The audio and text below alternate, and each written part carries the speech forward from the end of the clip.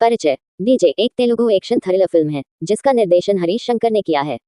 Film में मुख्य भूमिकाओं में अल्लू अर्जुन और पूजा हेगड़े हैं। ये फिल्म एक ऐसे युवा ब्राह्मण पुजारी दुव्वाडा जगन्नाथम की कहानी है जो दिन में एक आम व्यक्ति होता है और रात में एक गुप्त रूप से समाज के बुरे तत्वों का खात्मा करने वाला हीरो। फिल्म मनोरंजन, एक्शन और सस्पेंस से भरपूर है। आइए इसकी कहानी विस्तार से जानें। कहानी की शुरुआत दुव्वाडा जगन्नाथम अल्लू अर्जुन से होती है, जो एक पारंपरिक ब्राह्मण परिवार से है और एक मंदिर में पुजारी के रूप में काम करता है। उसके माता पिता और भाई भी मंदिर से जुड़े हुए हैं। वह धार्मिक और अनुशासित जीवन जीता है, लेकिन उसमें समाज में हो रहे अन्याय और बुराई के प्रति गहरा आक्रोश भी है। उसके दिल में यह बात घर कर जाती है कि केवल पूजा पाठ से कुछ नहीं बदलने वाला, समाज में बदलाव लाने के लिए कुछ ठोस कदम उठाने होंगे। डीजे का निर्माण। एक दिन जगन्नाथम की मुलाकात आईबी इंटेलिजेंस ब्यूरो अधिकारी पुरुषोत्तम से होती है। पुरुषोत्तम उसकी साहसिक प्रवृत्ति को पहचानता है और उसे एक गुप्त मिशन का हिस्सा बनने का प्रस्ताव देता है।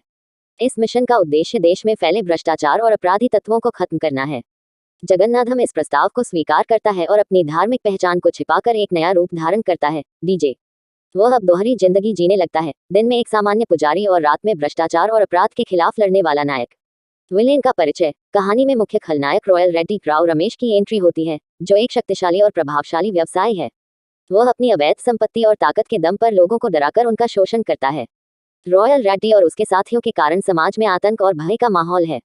वह एक बड़ा व्यावसायिक साम्राज्य खड़ा करने की योजना बना रहा है, जिसके लिए वह अवैध तरीकों का सहारा लेता है। उसकी योजनाओं में शामिल है गरीब किसानों की जमीनें हड़प कर एक विशाल रियल एस्टेट प्रोजेक्ट शुरू करना। डीजे की चुनौतियां। जगन्नाथम अब डीजे रॉयल रेड्डी और उसकी आपराधिक गतिविधियों को समाप्त करने की ठान लेता है। वह धीरे धीरे रॉयल रेड्डी के अवैध धंधों के बारे में जानकारी इकट्ठा करता है और उसकी योजनाओं को नाकाम करने की कोशिश करता है। इस दौरान उसे कई खतरों का सामना करना पड़ता है, क्योंकि रॉयल रेड्डी की ताकत और पहुंच बहुत व्यापक है। लेकिन डीजे अपने कौशल, बुद्धिमानी और साहस से इन चुनौतियों का सामना करता है।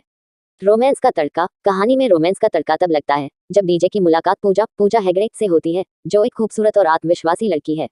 पूजा एक व्यवसाय की बेटी है और रॉयल रेड्डी के रियल एस्टेट प्रोजेक्ट से भी जुड़ी है। शुरू में पूजा और डीजे के बीच कुछ गलतफहमियां होती हैं, लेकिन धीरे धीरे वे एक दूसरे के करीब आ जाते हैं। पूजा को डीजे की असली पहचान के बारे में नहीं पता होता और वह उसे एक सामान्य पुजारी मानती है। डीजे का संघर्ष। कहानी में ट्विस्ट तब आता है जब रॉयल रेड्डी को डीजे की असली पहचान का पता चलता है।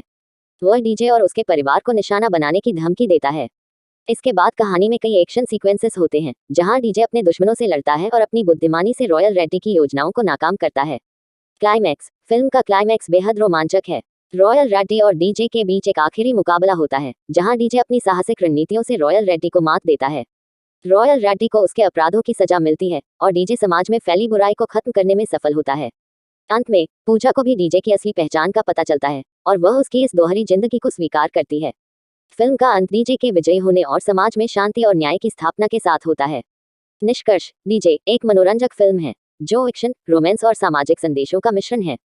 फिल्म ये संदेश देती है कि समाज में बदलाव लाने के लिए केवल धार्मिकता और सही सोच ही नहीं, बल्कि साहसिक कदम उठाने की भी जरूरत होती है।